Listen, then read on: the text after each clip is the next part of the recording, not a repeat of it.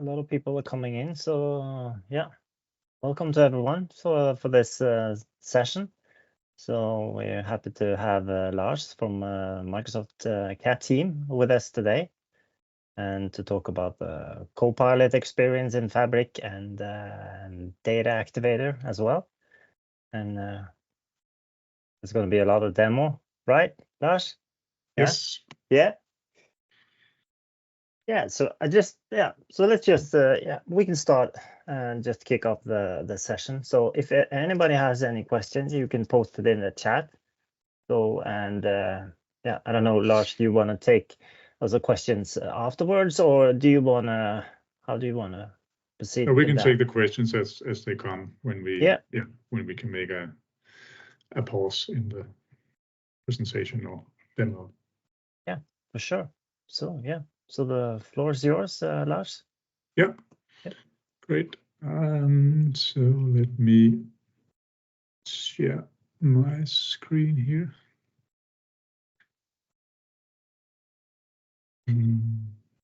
Good. You should see a PowerPoint slide now. Yep. Yes. So thanks for inviting me here. I don't have a presentation slide, but I'll just say that my name is Lars Andersen, and I'm a program manager on the team at Microsoft we call Fabric Customer Advisory Team. And when I started in this team, it was called Power BI Customer Advisory Team. But as all of you probably know, after Fabric was introduced in May last year, we expanded it to Fabric as well. So I've also needed to learn a lot more than just Power BI. And as it was just said here in the beginning, we will be talking about two topics today. First about Copilot in Microsoft Fabric, and then second topic is going to be Data Activator. The Copilot stuff will be all demos with the experiences that we have available today. And the Data Activator part is going to be a few slides, and then also some demos of how it's working. Before I get started, I just want to make a small advertising of the Fabric Community Conference that is happening in Las Vegas in the end of March. So if you are interested in learning more about Fabric and meeting some of the people who build Fabric, then this is your chance to go to Las Vegas and meet them, and you can use this code MS cost, and then you can get $100 discount. So you should definitely consider that if you want to learn more. So the first topic here, Microsoft Fabric, and Copilot in Microsoft Fabric, and as I said, it will be all demos. So I will jump directly into my browser here. You don't see my browser here. Today we have three experiences for Copilot in Fabric. One is in notebooks, that's where we'll be starting. Then we have it for data flows Gen 2, and finally we have it available for Power BI report creation.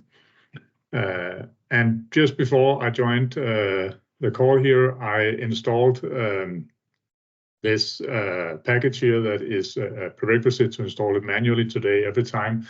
So that's why you see that I already executed something. I will get rid of this here.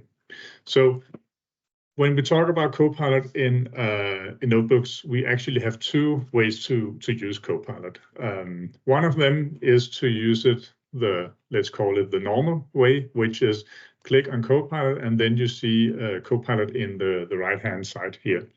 And here it gives us a warning saying this is AI generated, and there may be inaccuracies, and we will store some data temporarily, and so on. So if I click Get Started here, then I get always here in Fabric some suggestions of what to do. I can say, okay, if I don't know anything about notebooks, anything about Python, then Copilot is a real good assistant in here, because I can click here and then say load data from my lakehouse into a data frame. And if I do that, I will have to to type it in here. So load your data name into a data frame, and my data name in this case is one table that I have that is called COVID data. So if I just do it like this, and then ask Copilot to do that. This is a pretty simple thing to do if you know Python, but if you don't know Python at all, then well, then you need to know it. So you don't have to go to a search engine to do this.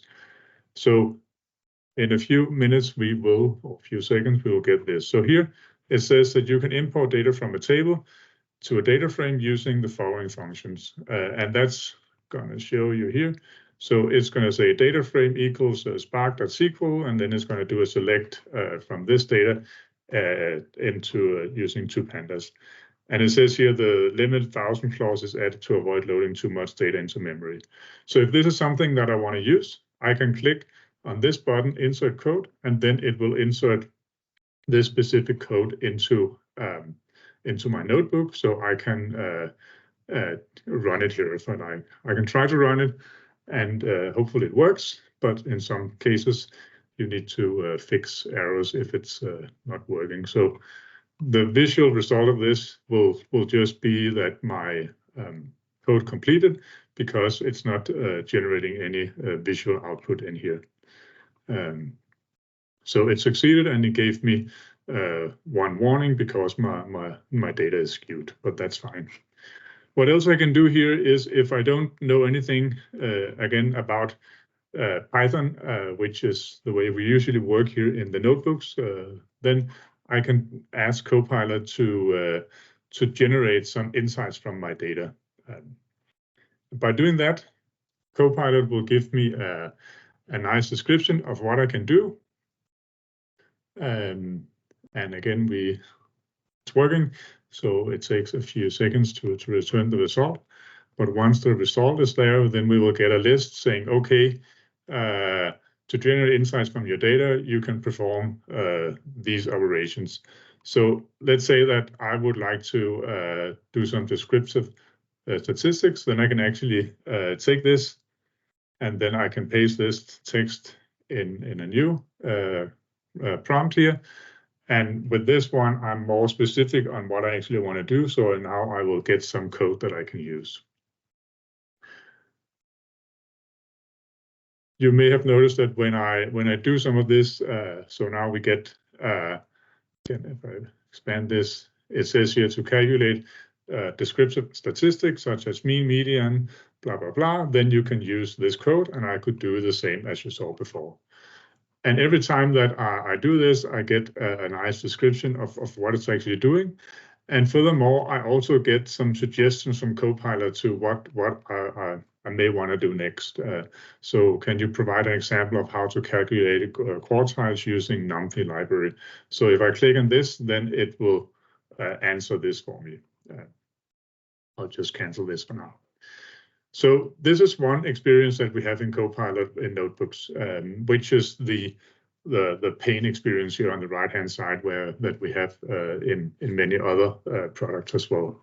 So if I close this one, then I go into some of my code here, and I actually have something that we call chat magic. So if I use either this %% chat or %% code, then I can also interact with Copilot directly in my code snippets here. So if I run this, say what are some machine learning models that may fit this data set, then Copilot will actually look at my data set, the structure of my data set, and then suggest some code and explain what it's actually doing. So this will be the output of this particular command, which you see here. So again, we have this warning, and then all this is the code that I could copy paste into my code, and then it also explains what it's doing.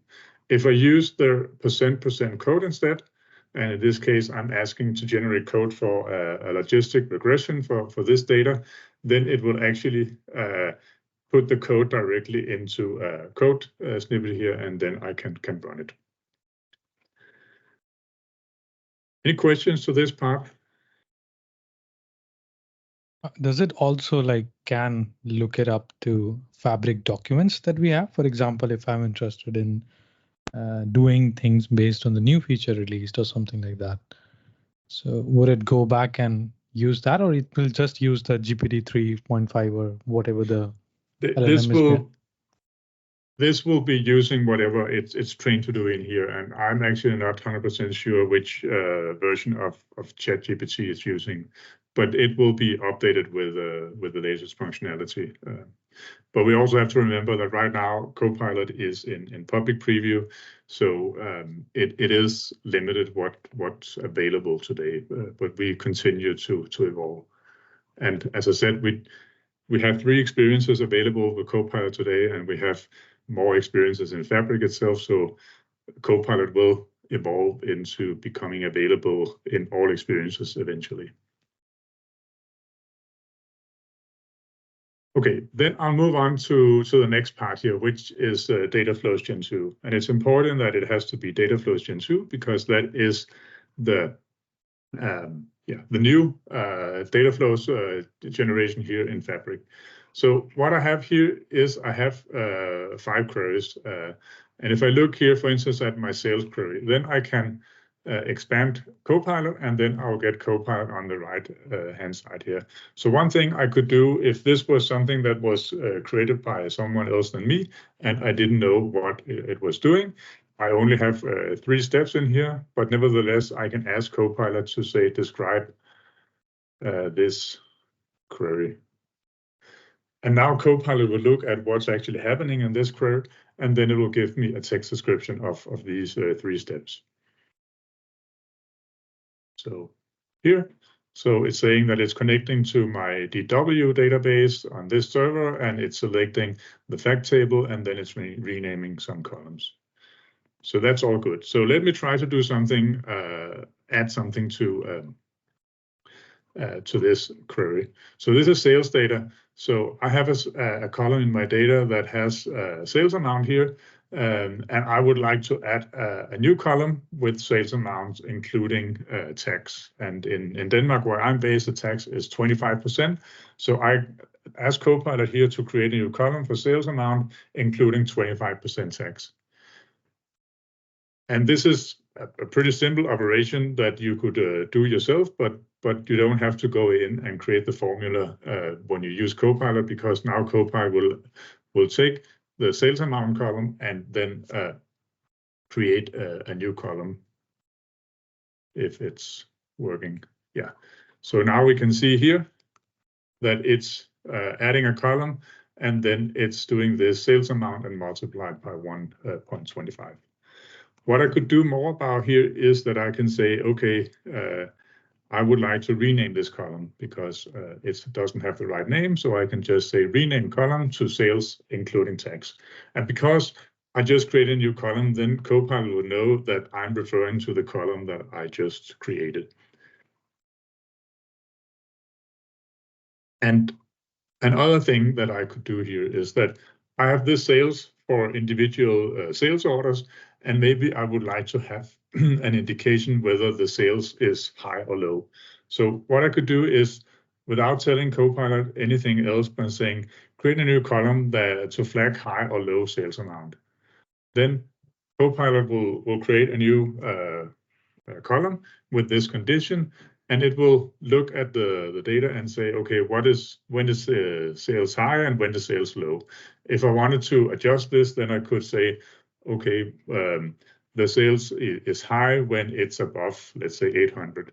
But now we can see here in this case that Copilot has determined that sales amount is high if it's above 500, and if it is, then it's low. Another thing that I may want to do here is that if I have some columns or some queries here where I have sales, I have customers, I have products, then I may want to combine these columns. And if you have been working with Power Query, you know you can go into the home ribbon, and then you can say you want to merge queries. When you do that, then you have to merge the queries and identify what are your ID columns that can be related to each other. But I can also tell Copilot here to create a new query combining sales and customer.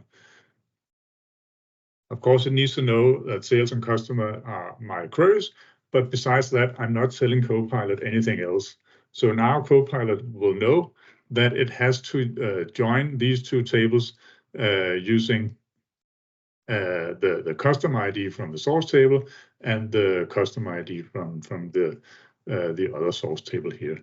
And then I can continue to use Copilot or the GUI here to continue working on this. Okay, then let's take a look at this product table here.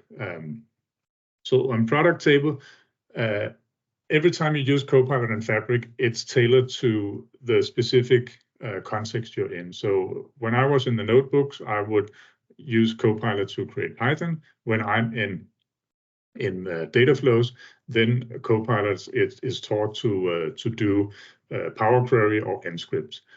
If I come from a background from a database, then I know how to write SQL, which Power Query can also write SQL, but if you already imported some data, then you don't necessarily know how to do that. So what I can do is that I can ask Copilot here to say, I have this SQL statement, so can you please translate that into M code?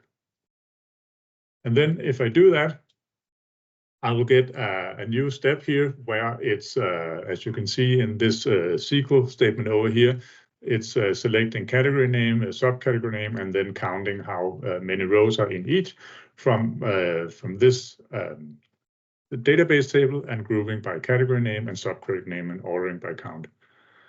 And this is the result that I get. I could do the same for Python and the same for other languages. So if you took this exact same prompt that I have entered in here and go to ChatGPT or Bing Copilot, then you would also get a similar script to what Copilot here in data flows are generating.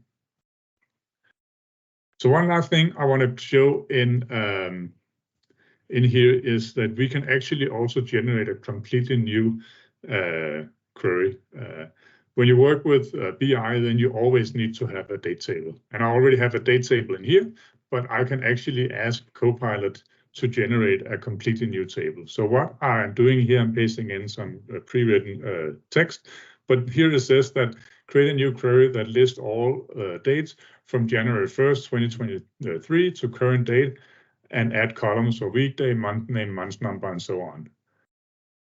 And when I do that, I will get a new query that does all this for me. If you have been working with Power Query and creating a date dimension, date table, then you will probably have done a search for an existing Power Query script or spend a lot of time doing this. But now you can just by words actually telling Power Query or Copilot and data flows what to do. I think there's a question here in the chat. Question regarding notebook code. The text below %% code is obviously not Python code, and thus there are red lines showing syntax errors. I understand that Fabric knows what's going on here, but if you have the notebook saved in Azure DevOps Git repo, and then you have pre-commit hooks like linters and syntax checkers, is this going to cause an issue? I am not sure about that, Christopher, but right now I think it is going to cause an issue today. But I don't have the detailed answer for this. Sorry. Okay, then I will move to the last experience in Copilot that we have available today, and that is for Power BI. And today we have the Power BI creator experience, meaning that I need to have a semantic model, and then I can start using Copilot in here. So if I go into a semantic model, this is one that is called Details for Statistics, or it's called Statistics Denmark, create a blank report, then I now have this Copilot enabled in here. And again, I have my pane here on the right-hand side where I can start doing interacting with Copilot. So one thing I may want to do is that this data set is completely new to me. I can ask, what is in my data set? And then Copilot will look in my data and then tell me what data is actually in here. And here you can see that it says that this data set provides information on the sales performance of different industries across countries and years, as well as number of affiliates and employees involved in each industry and more. And what this data actually contains is that it's a data set from Statistics Denmark that shows number of affiliates and employees in companies outside of Denmark, Danish subsidiaries outside of Denmark. And then it also contains some sales data. So this actually provides what I need. If I then know that I would like to create a new report page with whatever content I need, then I can start typing in it here. I can also use some of these pre-suggested things. So here I can say, suggest content for this report. And then Copilot again will look at my metadata here and then suggest what should be in this report. And I get 4 suggestions. So affiliates and employee trends, sales performance by industry, country ranking by sales, and sales and affiliates correlation. So if I would like to add, let's say, country ranking by sales, I click create. And now I get this comment to Copilot, and it will now create a report containing this information. And this report is nicely looking, and it's much faster to create a nice looking report than if I were to do it manually. Takes a few seconds more, but then it will be there, hopefully.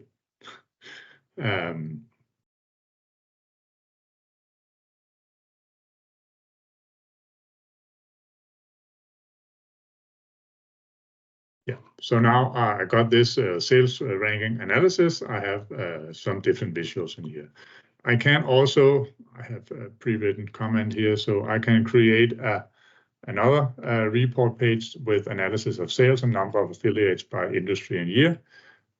When I add this command, then I will get another page. So I can continue to add as many pages as I like. The good thing about this is that Copilot in Power BI is creating ordinary Power BI reports. So if I want to modify something, then I can do that. Copilot is just, let's say, doing the initial hard work of creating a nice looking report, and then I can continue to enhance it the way I would like to do it. So now I have two pages here. So jumping back to the first page again. So we also have another experience here in the Power BI section, which is a new visual or an existing visual that we have enhanced. So let me just make this one smaller, and then I will add this narrative visual. And this narrative visual has been enhanced with Copilot functionality.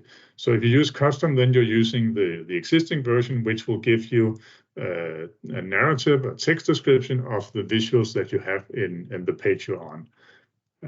But with Copilot, you can actually ask to get it a little more advanced. So first of all, you can select, okay, which visual should I reference here? So maybe I would like to reference 3 on this page and then 2 on the other page. And then I can ask Copilot to summarize the data, to do whatever I like. So if I just click here on saying summarize data and create, then it will summarize my data based on what are in these 5 visuals that I selected.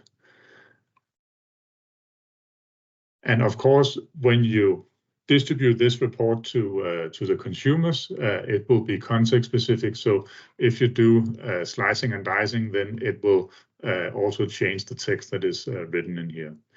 And the good thing with this Copilot-enabled narrative is that it actually gives you references. So here it is referencing my visual that is called total by company or by country. Sorry. So if I click on this, it will highlight which visual it's actually relating to. And if I go down here, so it says here, when looking at the data year by year, sales in manufacturing, mining and carrying and utility services industry peaked in 2013 with 31,000 units. So if I click on this one, it will highlight that one. And if I find one on the other page, here, then it will actually jump to the other page. So if you need text description of your data, then this Copilot narrative is a good way to do that. And if I wanted to do something else, like saying, okay, summarize this data in 4 bullets, then it will do that. So right now I have 5 bullets, but I can actually, if I have limited space or something, then I can be more specific in what data I actually want or how much it can actually show. This was the final part of the Copilot experience. Any questions before I move on to the presentation? There's a question in the chat about going back to data flows. Sometimes the data we're working with looks like it would make sense to join 2 or more tables in a particular column, but in fact, this would be a bad idea because the semantics of the columns are different. Is there any way to inform Copilot about context and semantics? So yeah, you can tell Copilot if you want to join or combine 2 tables that you should use these specific columns, and then it should do that. So it's all about providing the right input, and if Copilot don't understand, then it will come back to you and tell you that I don't understand what you're saying. Please provide some better input. So I would say, yeah, try and then see what it gives you. Okay, then I'll move on to my. Just have one question, Lars. Around, you said that Copilot is in preview right now. Yes. Yeah. Is it available for everyone? And also, could you tell a little bit about the licensing to have Copilot in Fabric? Let me see here. Fabric block. Copilot in Fabric is available worldwide now. So there was a blog post here 2 weeks ago. So initially we announced public preview of Copilot at Ignite in November. And when we announced it, we said that it would roll out, so it would be available globally by the end of March this year. But we have moved a little faster than expected. So since 2 weeks ago, Copilot is now available for everyone. The licensing part, I'm not sure if it's covered in here. Yeah, it is. So Copilot is a Fabric functionality, a Fabric feature. So you need to have a capacity. And a capacity needs to be, as it says here, it has to be, if you're using the Fabric capacities, it has to be an F64 or higher. And if you are using the premium capacities, it has to be a P1 or higher. And it also says here that if you want to, if you have a trial capacity, a Fabric trial, we don't support Copilot on that capacity. So using the smallest capacities available will not give you Copilot functionality, but moving up to F64 or higher will. And with that being said, there's no per user license for Copilot. It's all being consumed by the capacity. And right now we're not consuming any of your compute on your capacity, but we are. We will soon announce how the charging is working, and then I cannot remember exactly when, but we will start charging for this Copilot usage. Yeah, thanks. Yeah. Okay, then I will move on. I still have some content to cover here to the next topic, which is Data Activator. And as I said, I have some slides, and then I will do a live demo. I will cover these slides pretty fast. I think the demo is more interesting, but I will just set the scene. So what Data Activator is actually it's a new experience in Fabric, a new thing that is not available in other products as a standalone product today. So it's about making your data more actionable. And what does that actually mean? So today, when you're using reporting, I've been doing that for many, many years. So maybe if you're a little old school, then you have Excel, which has been and probably is the most used BI tool out there. You can be using reporting services. If you're using Microsoft technology, you could be using a Power BI dashboard like this, or you could be using a Power BI report. Or maybe if you are a little more advanced about the alerting capability in Power BI, then you could be using this alerting capability that exists on tiles in a dashboard. This all works good today, but you have to spend some time actually looking at this data. So when you're driving actions from your data, then you are actually performing 3 steps, which you may or may not be aware of. The first thing is monitoring, actually looking at your data. What is in my data? How does this chart look, or this table look like? The second thing you do is you're detecting something. So it could be that sales is above target, below target, or some anonymous, whatever is some. But you are detecting something. And once you detect something, then you are acting on it. So an example here, if we take this old school Excel, then we look at this data, and then when we go through all the rows, we detect that for government in Canada, for the product called Paseo, the unit sold is 292.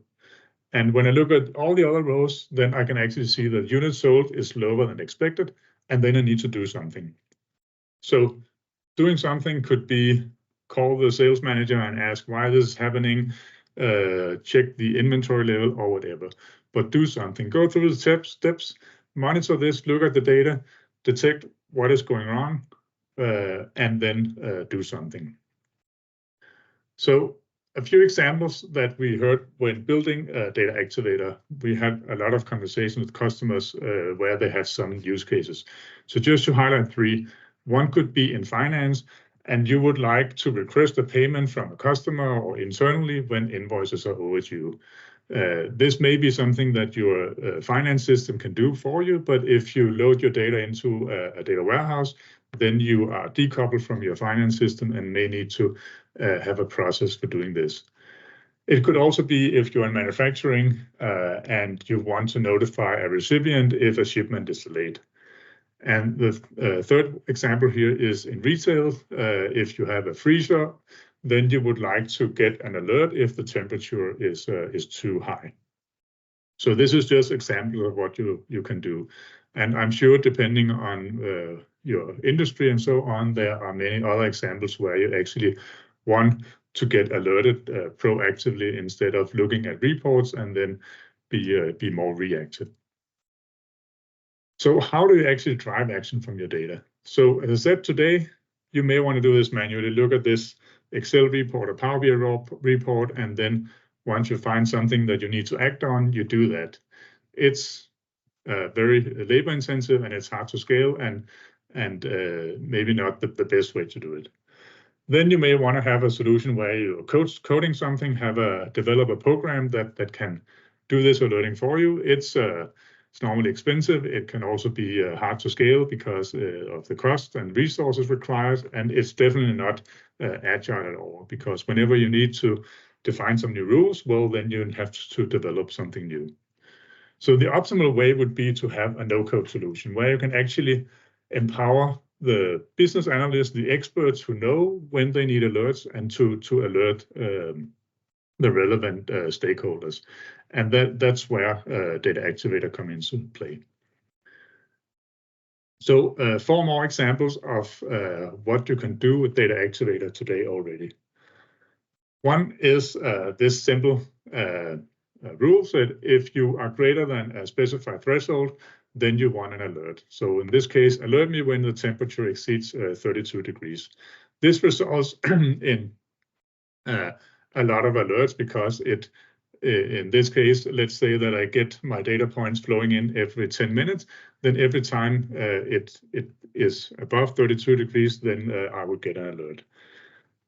The other example here is that you would like to get an alert when you crosses above a threshold.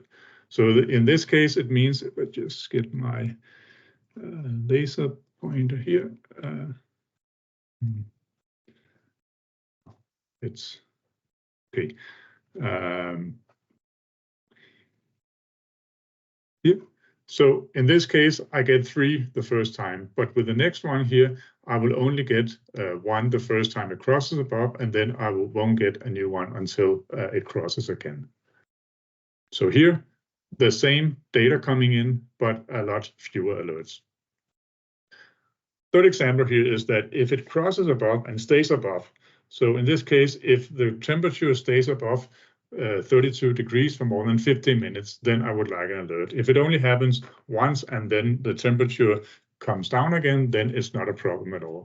And in this case, the same data again, but even fewer alerts than in the previous example.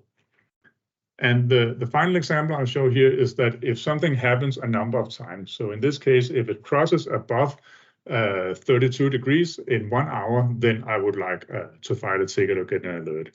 And in this case, again, the exact same data, but it will only happen once because we didn't have it cross above for 1 hour in any of the previous data coming in. And all these 4 scenarios is supported by Data Activator today. So what is Data Activator? It's, as I said, it's a part of Fabric. It's the new experience here that you have probably seen in slides already. And what Data Activator does is that it takes your data from your systems of intelligence. So it can be some operating systems, your data warehouse or whatever. And then you need to put it in this system of detection. And then you need to do some action.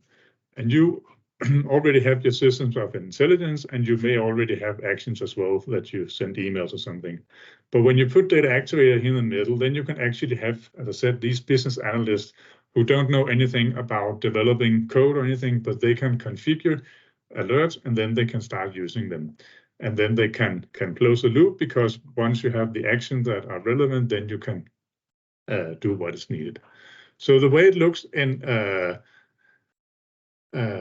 Data Activator today is that you can get data in today from one place. It's Fabric, so basically it's coming from one lake. So you can trigger an alert from Power BI Visual, or you can get data from a stream event in the real-time analytics.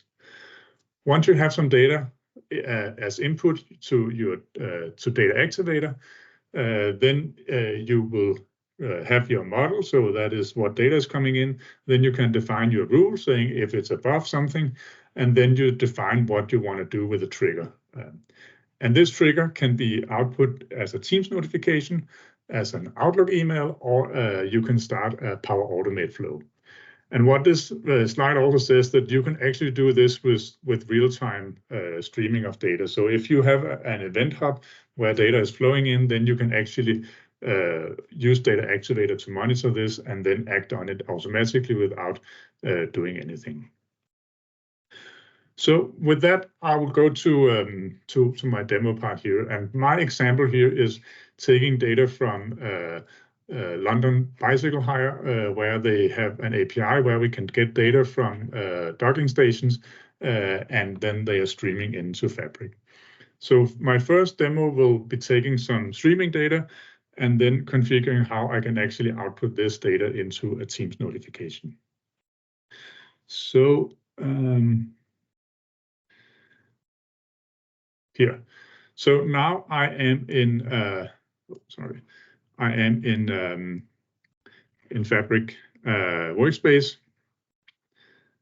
and I'm not in Fabric workspace here. Sorry. Here, I already have an event stream set up, and I already have some pre-built content. But let's try to start from scratch.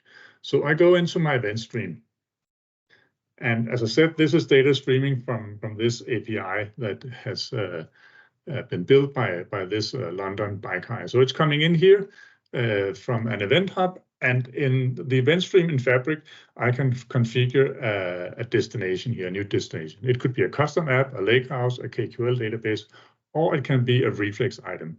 And reflex item, that is what you're actually creating in Data Activator. We don't have an item called Data Activator, but it's called a reflex. So I select this, and then I need to give it a destination name. We will call this Norway. I have to select a workspace, and then I can either assign this destination to an existing reflex item, or I can create a new one. So we will create this, call this Norway reflex, and say done. And then click add. And what's happening now is my reflex is being added in here with the destination from my event stream flowing in. It takes about a minute or two before my data flows in here, so we will need to be a little patient. So this is my details. It's called Norway. It's a reflex. It's active, and then I can open this item. And I need to make sure that I get some data here in preview before I continue. So while we wait this minute or so, are there any questions so far?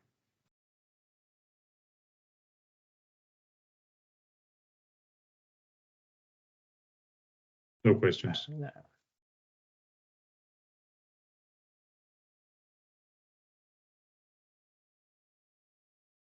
So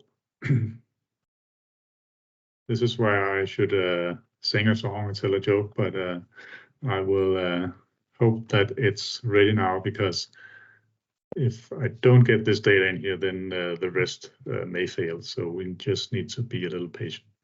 Yeah, so now I get this data in here. You can see a timestamp. It's today, and then I have all this different data. So this is all good.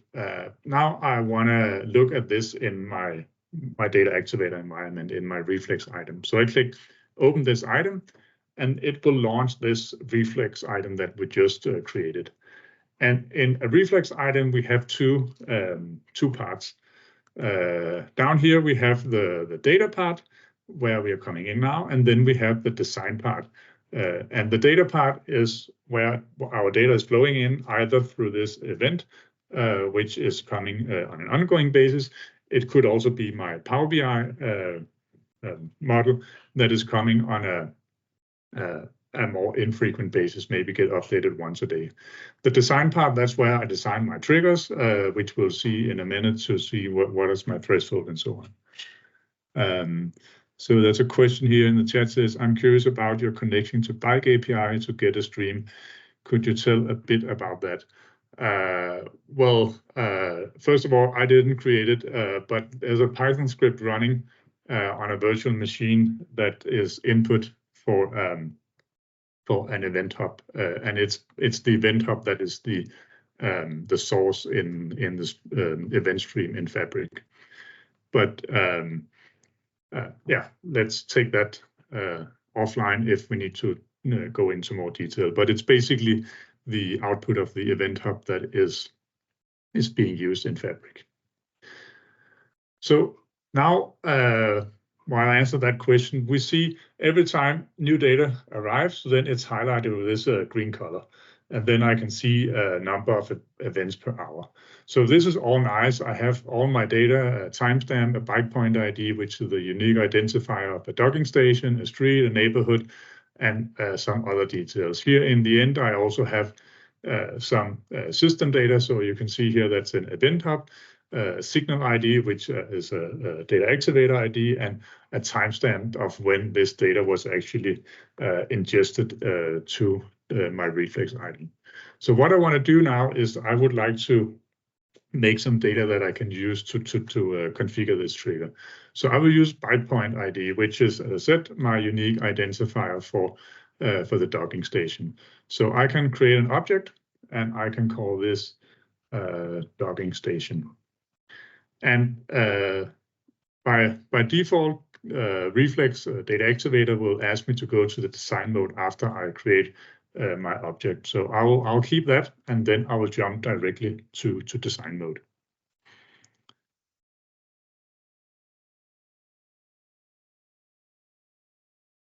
So when I go to design mode, then I have my events coming in, which is the same data that we saw before. So in a few seconds, I will see some data streaming in here.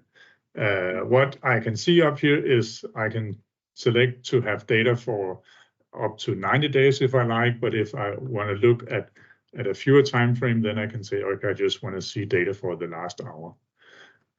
This data set contains a total of 100 different IDs, which is 120 different docking stations, and it has randomly selected 5, and I could select others if I wanted to. But these 5 IDs are just in the design state. When the data activator is working, it's looking at all 120 IDs. So what I want to do here is I would like to create a trigger. So I create a trigger here in the bottom or the top. And what I like to do is I would like to get a notification when there's not enough bikes in the docking station. And I have defined not enough bikes as when there are 5 or fewer bikes. So I'll give this a name. So not enough bikes in docking station. That's just a name. Then I need to do my monitoring. I need to go through these 3 steps. Here's called select, detect, and act, but it's basically the same. So monitor something. What do I want to monitor? I would like to monitor from my bike event here. I like to monitor number of bikes. So that column is called bike count. So when I click this, I will see bike count for these 5 selected docking stations the last hour.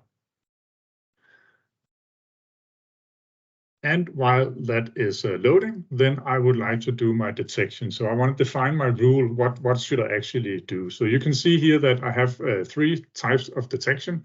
It could be numeric, it could be logical, or it could be common. So here, the common ones is that if it's changing from something or is equal to something, not equal. The logic is if it's true, false. And the numeric is a lot of numeric functions. So as I said, I would like to be notified when there are 5 or fewer bikes in the docking station. So if I wanted to get an alert every time, then I should say is less than or equal to.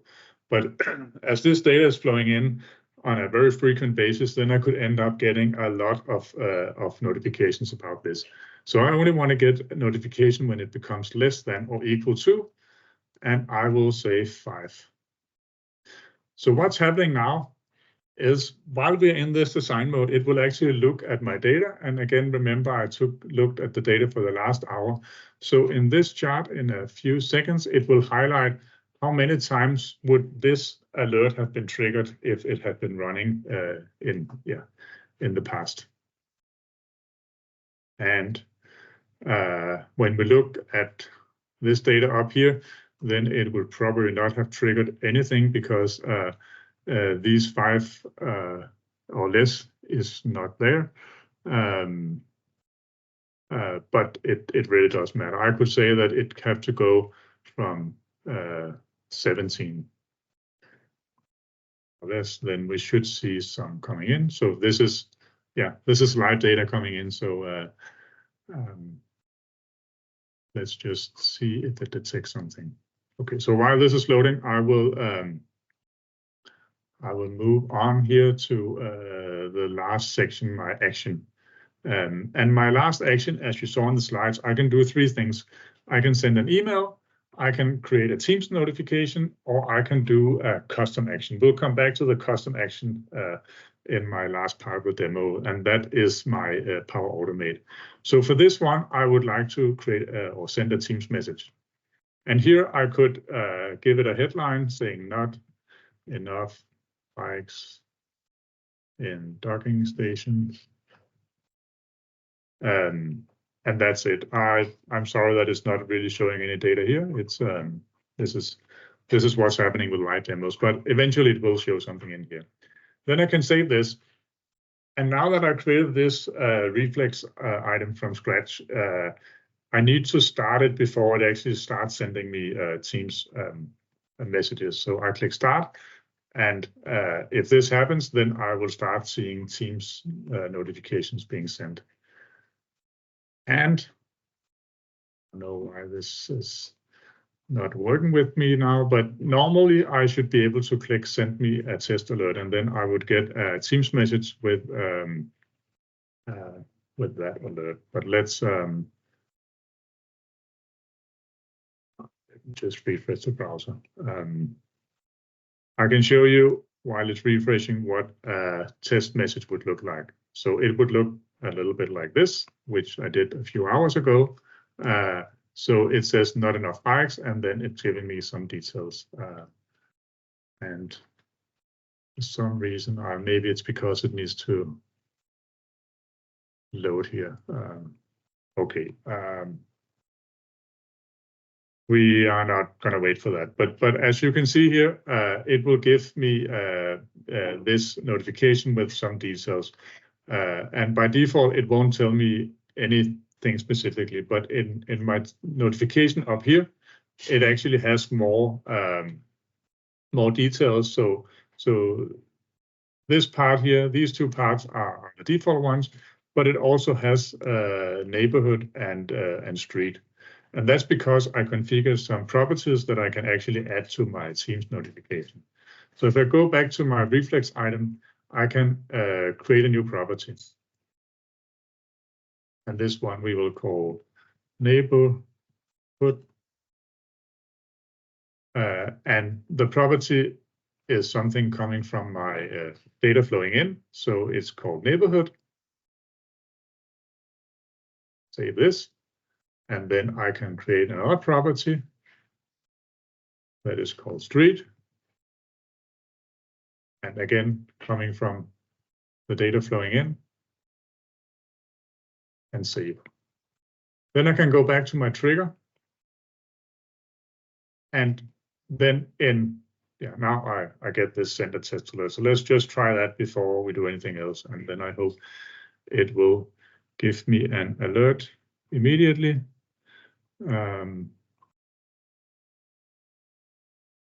Yeah, so this is right now. This is my time. It's 6:52. So what I want to do now is for this Teams message, I would like to add this additional information. So I can check off neighborhood and street and save this and send another alert. And then we should see an alert popping up now. And now, yeah, sorry about this. This is internal Microsoft environment. So normally it would actually give you the neighborhood and street, but it needs a little while to do it. So this is the way that you can actually add more information to it. I could also do an email instead, and that would be the same thing. I could add neighborhood and street and get that as properties if I wanted to. But let me show you how I can also create an event from a Power BI report and then use that with Power Automate. So if I go into my workspace here and open my bike report, then I have a slicer here for different neighborhoods, and then I have the different streets in this neighborhood showing the average occupancy over time. So for here, I have this new option to set alert, which I can click on here, or I can go directly into a visual and then set alert. So if I have multiple alerts, then multiple visuals, then it's probably easier to do it on the visual itself. We support most visuals in Power BI reports, but obviously a slicer doesn't have any real data, so it's not supported for an alert. So if I set alert on this visual, then it will have this pane over here where I can configure it. For this particular visual, I only have one measure, so that's average of occupancy. Then I have my conditions. So what do I actually want to know? And maybe I would like to know when it becomes less than 20% because then I know that there are too few bikes in this. So I'll say 0.02. Then we have this show applied filter. And this is showing you which filters are applied. So if you start using this from a Power BI report and have done some, you can see that I have my neighborhood selection, which is this neighborhood. And then I also have this filter, which is a page level filter. So you need to pay attention to this because that is actually the output that is coming from my Power BI report, which will be input in my reflex item. So if I instead select, let's say I would like to have Stratford and go over here, then it's Stratford that is now selected as my neighborhood. And then it reset my my threshold here. So let's keep it at this. So in here, I can say, okay, what do I want to do? I can select it to have an email or to have a Teams message. I'll keep it for email now, and then we go in my reflex item in a second, and then we will modify it. Then it will be stored in this workspace that we have been working in. And then again, I can create a new reflex item, or I can create or reuse this item that I already created. And then something that is special in here is that by default, you can start this alert. So you don't have to remember to start it yourself, because if you've configured your reflex item and haven't started it, well, then you will never get any alerts. So let's just keep it started and click Create Alert. So now we will create a new input for the reflex. And because I'm coming from Power BI, then I'm also defining a trigger that I've just defined in here. Then I can click View Alert now that it's done. So you will see the same reflex item we worked in before, where we have the streaming data coming in, and now we have a second input. So once it's loaded here, so you can see the first one, our docking stations, not enough bikes, and then we have the second one that is now called street, which has the average of occupancy becomes less than 20 as we defined. If I go into the data section, I will now see that I have the Power BI data coming in here and also the event stream coming in. So you can have multiple inputs in each reflex, and you can have multiple triggers. So going back to design, so just to highlight a little advanced thing you can do. So right now I said I would like to know when the average occupancy is below 20%, which is when I know that there may be too few bikes. But what if there are too many bikes in this docking station? Then there may be too many bikes to actually return my bike. So what I can do is I can use this criteria that it says exit range, and exit range takes two parameters. So exit range is can be if it's below 20 or above 80.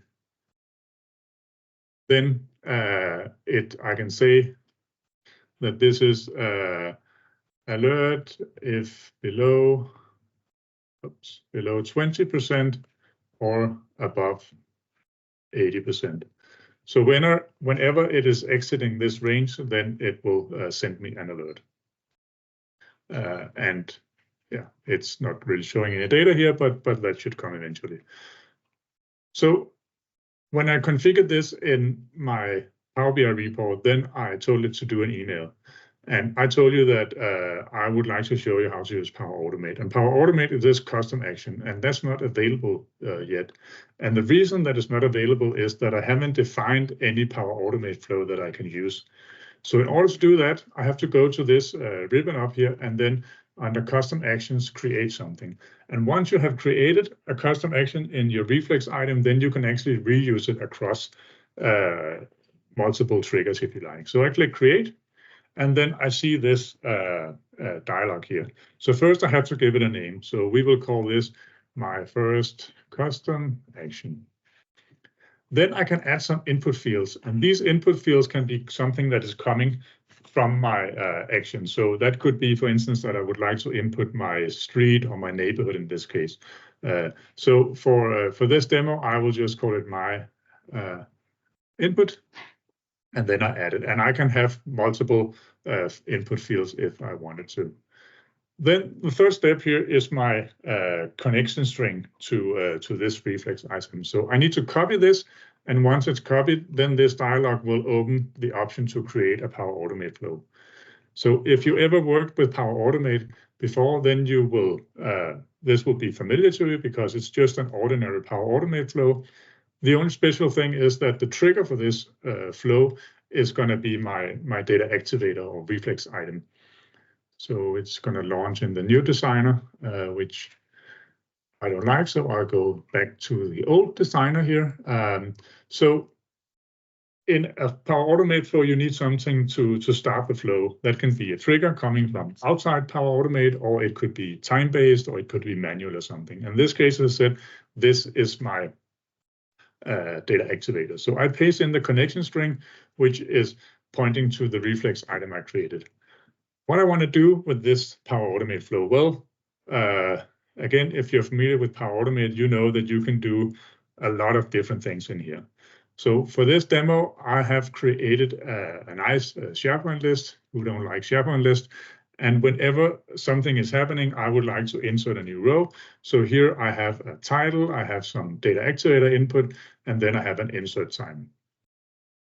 So for the operation, I will use create item and create a SharePoint item.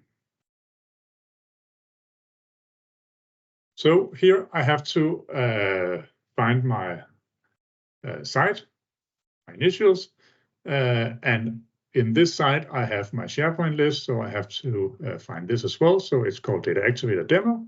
And once I've selected this, then this connector in here will identify what can I actually input to this SharePoint list. So there are three things I can do. I can have my title, my data activator input, and my insert time, as I just showed you. So for this, we could use something from our for data activator here, but I will just write here from Power Automate, and then we can call it Norway, so that sure I'm not cheating here. And then my data activator input, and this input will be this, as you saw over here, this my input. In order to use an input like this in a flow, then you need to use a special expression, and I have created that in here. So this is also documented. This is the syntax that you need when using it for this particular element here. So my input is a custom property and a trigger body. I will paste that into my expression, and then it's a trigger body. And then for the insert time, I will also use an expression which is UTC now, which will show me the current timestamp. So now I need to save this. It's saving here, and when I go back to my reflex item, I can also see that it's saving my Power Automate flow, and it's taking a few seconds. And once it has saved, then it's good to go and good to be used.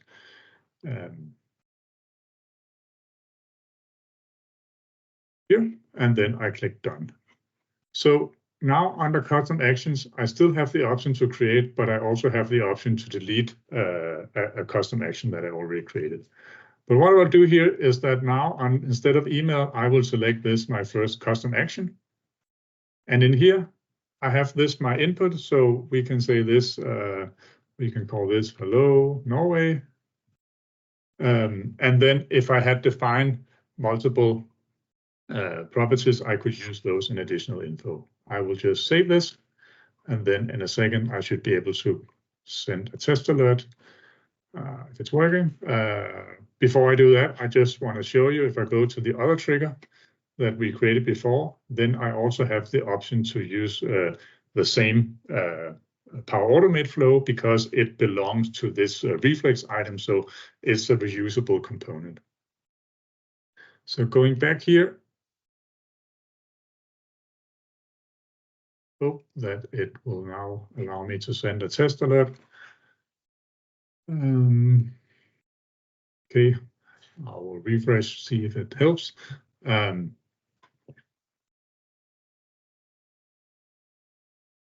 And while we're waiting for this, are there any other questions?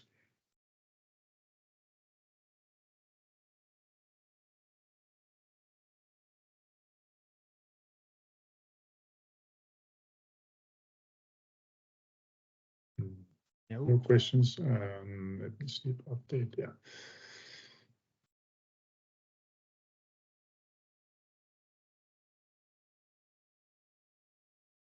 Yeah. When I rehearsed earlier today, my send alert was working, so I don't know why it's not really with me today. But let's try and go in the other trigger here, so I can just show you that it actually works. Hello world. Update. And in here, I can send a test alert, and let's just see if that works. So it has been successfully sent. And then sometimes the first one takes a while to get started. But if you want to know that actually something happened, then you can go into your Power Automate flow, and then you can go into My Flows. And then this one, we should see an event triggered 21 seconds ago. So if we go back here, then once everything has finished, then we should see a new line coming in here. I go back, just want to see if I can. No, it's not. If I send another test alert in here, then we should see two coming in.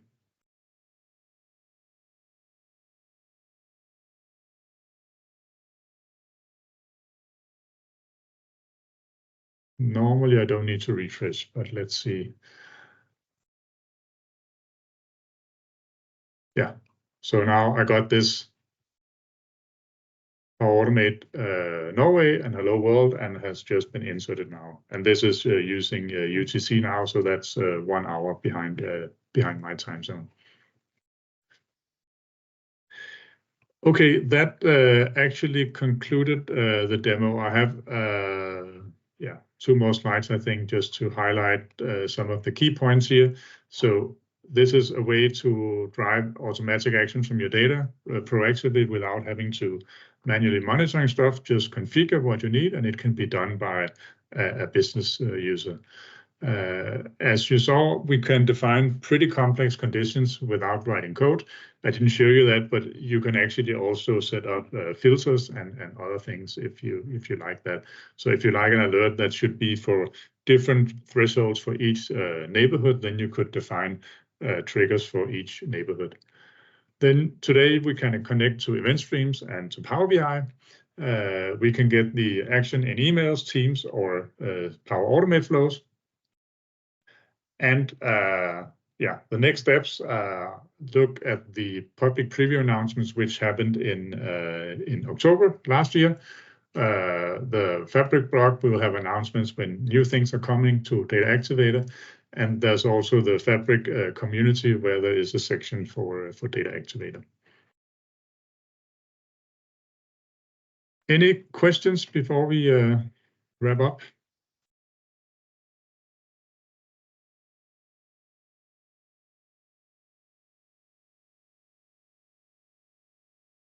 I don't think so.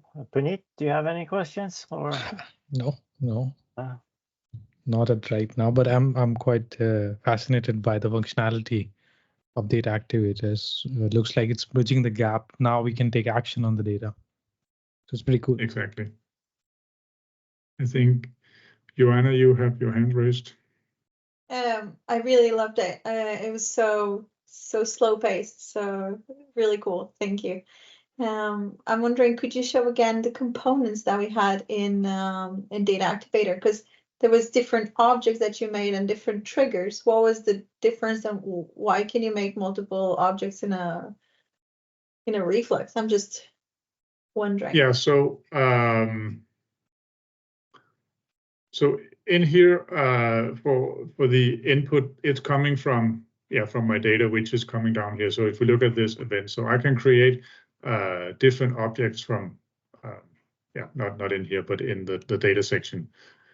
So if normally your object will be your unique identifier of something. So if you would like to report something on the neighborhood or street, then you would create an object for neighborhood, for instance. And then once you have this event stream coming in and look at this trigger part, then we can up here we can select to use some properties if we have defined those, or we can just use, let's say, the raw data that is coming in, and then you can use that in any way you like. So if you wanted to have be able to have latitude or longitude in the output, for instance, input to Power Automate, then you would need to go up here and say new property, and then I'll just call it latitude.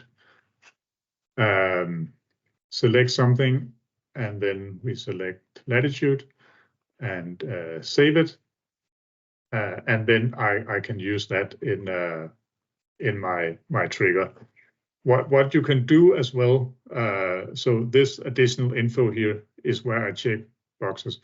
I'm not sure if this is available publicly yet, but you will also be able to say hello world and then do a curly bracket and then say street. And then that will act as, I'm not guaranteeing it's working now, but we can test. It will, this will then add as input, in this case, to my Power Automate flow. So everything that you have flowing in to your reflex item can be used the way you like it. So as I said here, now we have this weird rule when it becomes less than or equal to 17. I can add a filter in here, and here I need to use my properties again. So if I would like to have, I don't know the latitudes by name, but if I would like to have Victoria and only see what is in the neighborhood called Victoria, then I would add this in here, and then this particular trigger will only work for Victoria. And then if I would be nice to myself, then I would actually rename my trigger to Victoria, not enough bikes. And then that's where I said that you can define multiple triggers with different filters. So if you have different thresholds for, in this case, different docking stations, you can do that. Did that answer your question? Yeah, it did. Thank you. Really good session. Yeah, it didn't propagate this one, but it will work at some point at least to get those details so you can actually use them more actively. And one thing I should mention, if there's not going to be a question about it. So how to use Data Activator? It requires a capacity. It has to be in a workspace that is assigned to a capacity, and we don't have any minimum capacity size, so it just has to be the smallest fabric capacity or the smallest premium capacity. It does not work for premium per user, but it also works for a trial if you want to test it out.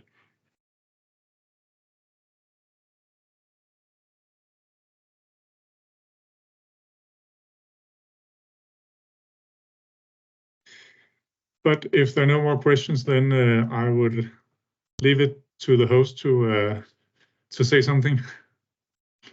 Yeah, for sure. And thanks a lot, Lars, for sharing both the Copilot experience and the Data Activator. I think that the Data Activator is a kind of missing product that is so easy to use and for both event streams and also do it on reporting. It's a very nice feature. So thanks a lot for joining us today.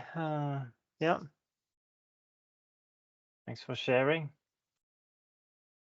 Any other words from the other ones, or should we just wrap it up and call it a night? Yep. Great session.